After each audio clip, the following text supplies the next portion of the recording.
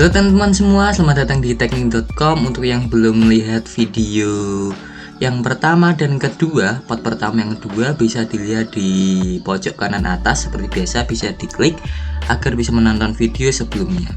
Oke, ini adalah part yang ketiga atau bagian yang ketiga, dimana kita lebih fokus untuk merangkai dari part yang pertama dan part kedua.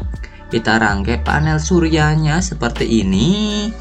Untuk dilas, jadikan satu dengan rangka penopang yang ada di bawahnya seperti ini. Dan setelah itu kita las-las, kita juga masuk ke bagian pembuatan rangkaian. Ini merupakan rangkaian yang dapat mengatur tegangan yang masuk ke dalam dinamo dari aki atau dari voltage yang dihasilkan dari PLTS itu sendiri. Ini merupakan bentuk yang hampir finalnya, bisa dikatakan hampir final, sekitar 70-80% karena kita masih dalam tahap perangkaian semuanya komponen. Jadi untuk rangkaian elektronikanya belum kita pasang, lalu kita belum mengintegrasikan semuanya. Pokoknya batu baterainya juga belum kita pasang juga. Bisa dilihat di sini kita pakai rantai yang ada di part yang pertama masih sama. Ini kita menggunakan bearing, dimana bearing yang tengah ini kita las sedemikian rupa agar tidak mudah untuk bergoncang seperti itu. Masih dilihat hasil-hasilnya masih jelek, mungkin kita next akan mendempelnya di part yang keempat mungkin, atau masih ada part-part yang lain. Di sebelah kiri kanannya kita juga buat sama seperti ini.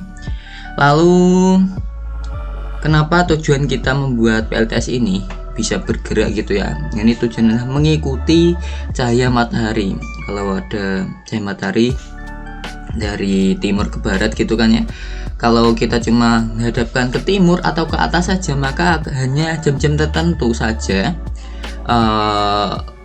panel surya ini menghasilkan tegangan, jadi belum maksimal gitu ya. Kalau kita bergerak mengikuti cahaya matahari, maka mungkin 12 jam itu akan mendapatkan sinar matahari terus. Seperti itu konsepnya. Lalu kita juga melakukan uji coba kemarin. Kita baru manual pakai tangan gitu ya, menggerakkan ini motornya.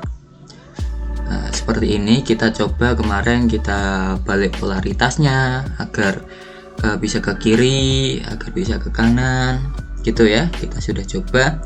Jadi untuk perakitan semuanya dari komponen elektronikanya, baterainya, dan mungkin pengecatan juga, pendempulan dan yang lain bisa ditonton di part yang selanjutnya. Oke, sekian saja untuk part yang ketiga ini, dan terima kasih.